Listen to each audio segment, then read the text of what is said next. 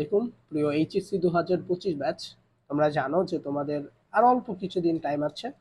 So এরপরে তোমাদের HSC 25-এর final পরীক্ষা শুরু হবে এবং এই পরীক্ষাটা প্রত্যেকটা শিক্ষার্থীর জীবনে অনেক গুরুত্বপূর্ণ একটা পরীক্ষা, কারণ এরপরেই তার বিশ্ববিদ্যালয়ে যাত্রা শুরু হবে। সে আসলে বিশ্ববিদ্যালয়ে পরীক্ষা দিতে পারবে নাকি পারবে না, এই সম্পূর্ণ বিষয়টা এই এইচএসসি পরীক্ষার উপর নির্ভরশীল। সো তোমার রেজাল্ট যদি এখন ভালো হয়, তুমি বাংলাদেশের সব ভালো ভালো বিশ্ববিদ্যালয়ে পরীক্ষা দিতে পারবে। আর তোমার রেজাল্টটা যদি এইচএসসিতে খারাপ হয়ে যায়, তাহলে তুমি বাংলাদেশের সব টপ টপ যে বিশ্ববিদ্যালয়গুলো আছে সেখান থেকে ফর্ম তুলতে পারবে না। সো আজকে আমরা তোমাদেরকে এখানে একটা বিষয় নিয়ে আলোচনা করব, সেটা হচ্ছে বাংলা প্রথম পত্র। কারণ তোমাদের পরীক্ষাই শুরু হবে বাংলা প্রথম পত্র দিয়ে 26 জুন থেকে। সো বাংলা প্রথম পত্রের জন্য আসলে কি পড়া উচিত, অথবা যেহেতু আর অল্প কিছুদিন সময় আছে, সো এই সময়টার মধ্যে কিভাবে আমাদের পড়া উচিত এবং কিভাবে পড়লে আমরা ভালো করব, সেই বিষয়টা নিয়ে আজকে আমি আলোচনা করব। সো তোমরা যদি এখানে একটু খেয়াল করো, এখানে তাহলে দেখতে পাবো যে আমি লিখেছি কনফার্ম 7টা সৃজনশীল টপিক। অর্থাৎ এখানে সৃজনশীল 1, 2, 3, 4, 5, 6, 7, অর্থাৎ 7টা সৃজনশীলের টপিক দেওয়া আছে। অর্থাৎ কেউ যদি এই শেষ সময়ে ভালো করে প্রস্তুতি গ্রহণ করতে চায়, তাহলে তার কিন্তু সব টপিক পড়া যাবে না। কারণ তুমি যদি এখন সব টপিক পড়তে চাও, সেই ক্ষেত্রে তোমার রেজাল্ট ভালো থেকে খারাপ হওয়ার সম্ভাবনাই বেশি থাকবে।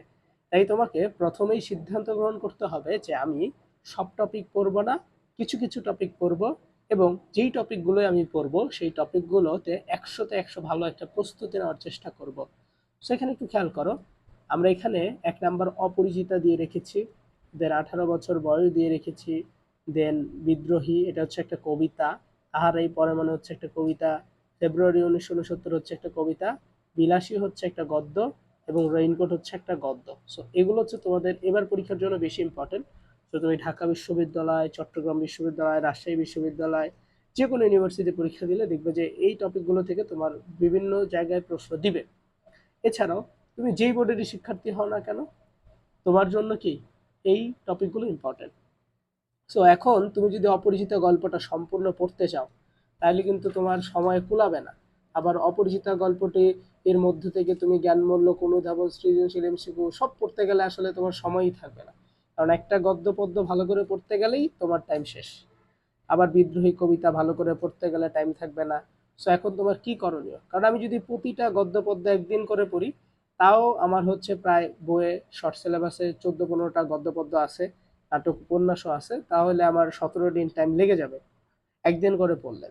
আবার 2 দিন করে যদি পড়ি, মানে 2টা করে যদি একদিন পড়ি, সেই ক্ষেত্রেও আমার প্রায় 1 সপ্তাহের মতো টাইম লাগবে। সো সেই ক্ষেত্রে আসলে আমাদের কিভাবে পড়া উচিত সেটাই আমি তোমাদের সাথে আলোচনা করব। সো খেয়াল করো, তাহলে আমরা যে 7টা টপিক দিয়েছি, তুমি কি করবা? এই 7টা টপিক প্রথমে ভালো করে পড়বা তোমার বই থেকে। 7 দিন সময় নিয়ে 7টা টপিক ভালো করে পড়বা। তো দেখো, অপরিচিত গল্পটির ব্রেকেটে একটা অংশ আমরা দিয়েছি, নারী শিক্ষা, যৌতুক প্রথা, নারী পুরুষের অধিকার, এগুলো আমরা দিয়ে রেখেছি। এগুলো দেওয়ার কারণ কি তুমি কি জানো?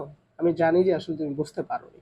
সেগুলো দেওয়ার কারণ হচ্ছে, যখন তোমার অপরিচিত গল্প থেকে কোনো সৃজনশীল করা হবে, তখন সেটার যে উদ্দীপকটা হবে বা উদ্দীপকটা যেই বিষয়বস্তুর সাথে মিল থাকবে, সেটা হয় নারী শিক্ষার সাথে মিল থাকবে, অথবা যৌতুক প্রথার সাথে মিল থাকবে, অথবা নারী পুরুষের যে অধিকার আছে সেটার সাথে মিল থাকবে।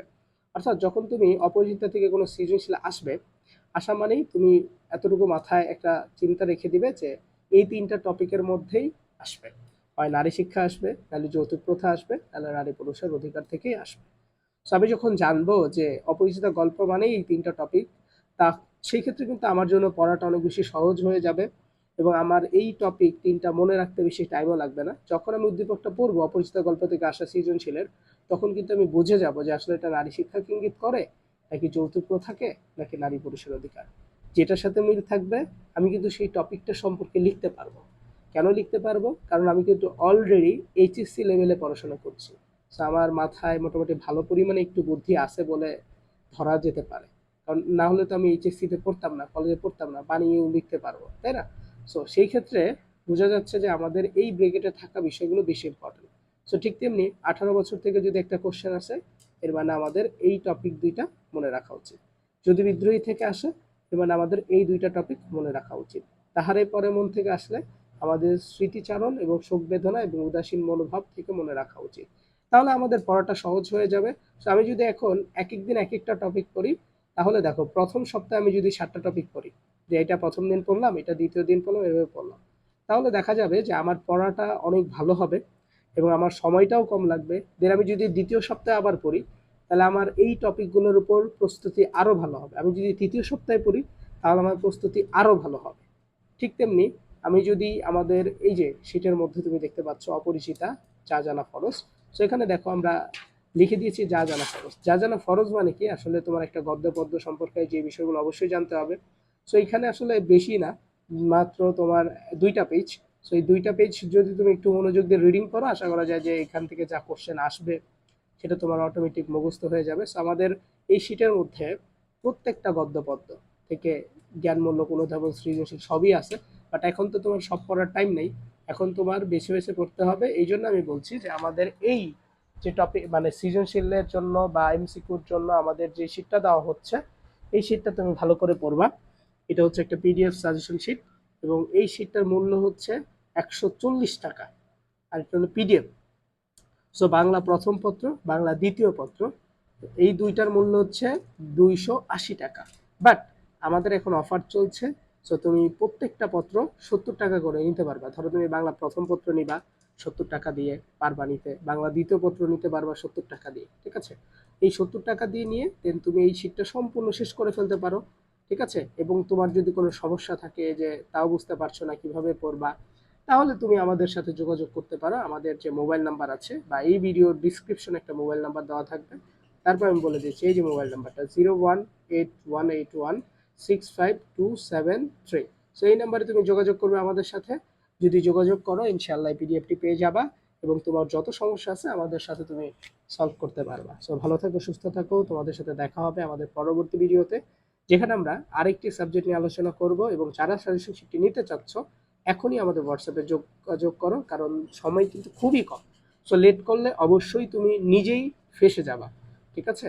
আসসালামু আলাইকুম রহমতুল্লাহ।